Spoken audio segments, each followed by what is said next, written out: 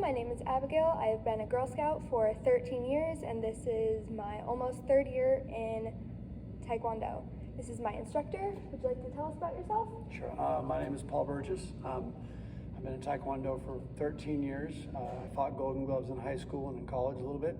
So I've been in combat sports for most of my life. I'm closer to 50 than I am 45, so it's been a long time. All right. So this is a set of self-defense for anyone who just doesn't really feel comfortable. So what are some of the main things that you should avoid doing and ways to just avoid confrontation? Okay.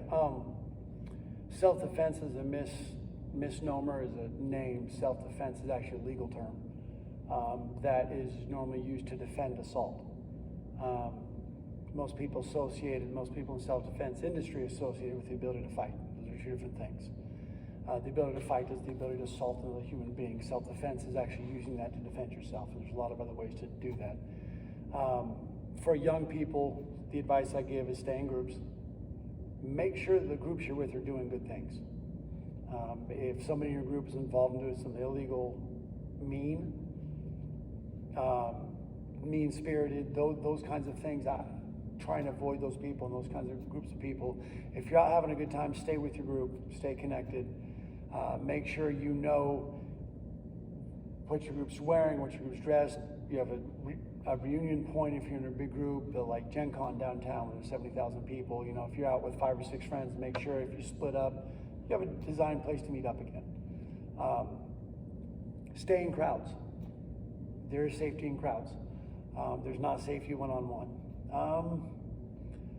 So in Taekwondo, we have tenets, 5 things you have to do, and the first 3 really deal with self-defense because they deal with how we treat everybody.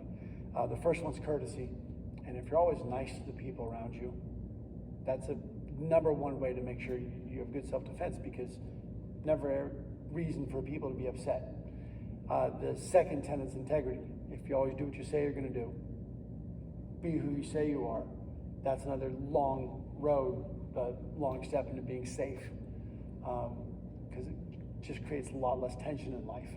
The third one's self-control, and that actually is a little bit kind of an interesting one on that, because self-control doesn't mean I can do 1,000 push-ups. It means if somebody says something that potentially can offend me, I decide not to get offended.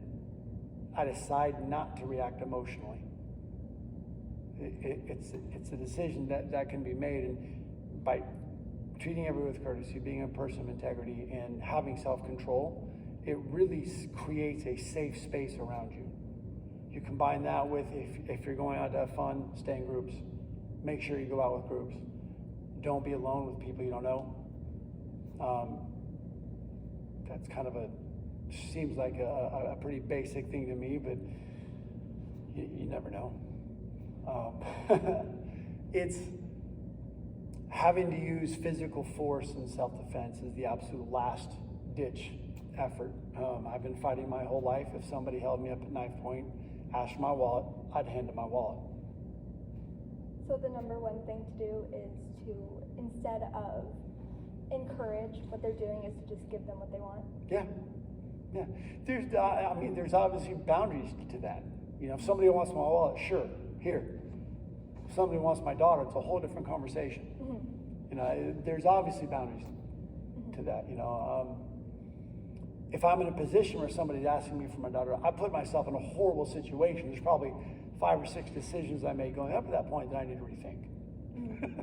You know, so there's making good decisions, to be with good people, to be around good people is super important to self-defense. I played a lot of basketball growing up. I'm tall. I got in a lot of scraps playing basketball because there wasn't always the best people around me doing that. My wife grew up in the same part of Northern California. Never once had to. Never once had to, because she was surrounding herself with good people. So it's kind of the night and day difference between the two. Her self-defense is actually better than my ability to fight, because she never had to. It's a big deal. Alcohol. One of my best friends is a police officer, and he said easily 50% of the problems that they have in their city is alcohol related. So young people with alcohol is never a good combination. I can't tell you not to drink if you're over the age of 21. I can heavily suggest don't drink. I don't care if you're partying with friends or not. Alcohol makes people stupid. It just does. And so it's my feeling on that. That's another big part of self-defense. If you stay sober and stay level-headed, you don't have to worry about anything. Yeah. Do you have any other questions about the kind of philosophy behind self-defense? No. Okay. So I think next we're going to show some, if you do get in real situations, what to do there. All right. Cool. We're working frontal choke self-defense, just getting out of the choke part, not the continued fight that happens after that, but releases from the choke. So if someone's got both their hands around their neck, what to do, shoulder to ear, and then turn your body in across with the hand behind and go turn. That's it. Let's go to the other side. Let's go to the other side. Okay, now, I'm going to strengthen my hands a little bit. Make it a little harder on you. Are you okay? Yes, sir. Okay. Was there anything I could do? No, sir. Okay, thank you. Good job. Now, we're going to transfer that over here on your back. I've got Callie who was nice enough to try this. So now, we're going to be here. Go, turn. You've got to get your hand on the outside of my arm. Go. Good. Good. Roll the other way. Good. Good job. And that's the first part of it. We didn't continue fighting our way out of that. So that's a front choke. How to take care of that. We're going to now do a rear naked choke. And the point of a rear naked choke is I'm trying to cut off their arteries there and there. And I do that by getting my arms set. See what he did to drop his chin? He automatically started to drop his chin down. You want to get your chin down to protect it. Now, if he doesn't get his chin down, and I get that locked in, right, he's going to have to tuck his chin hard and pull on my arm. Fight for it, tuck your chin harder. There, now he's got his chin underneath. Now he steps out to the side hard, step to the side, step out to the side, out to the side, and sit down. Sit down. Yes, and he's dropping me off balance at that point. And then he can go ahead and listen. I want to show it the other way. Go ahead and go. If he's choking me, I'm going to come up and sit down. Thank you. All right, Piotr. Start with you now.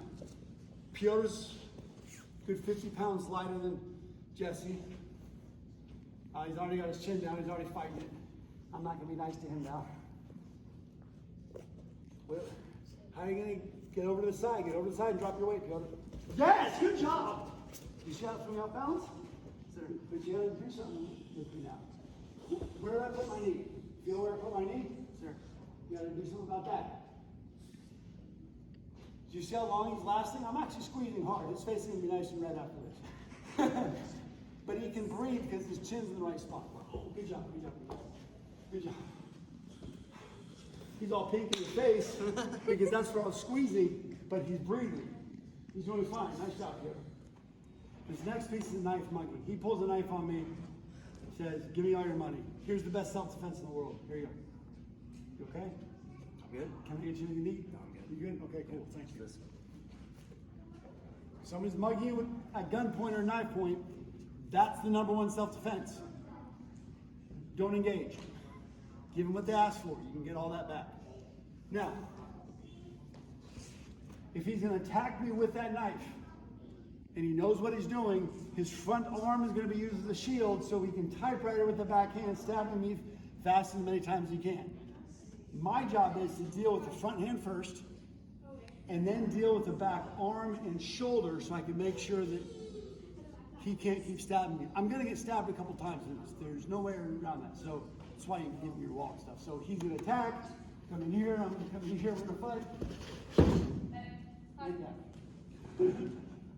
If you notice, I've got his knife pinned here on my leg. But here's the problem. Go ahead, typewriter. If I don't deal with that front hand first, if I don't deal with that, I'm getting carved up. It's not fun. So, #1 knife self-defense. Here, take it. Thank you. Awesome.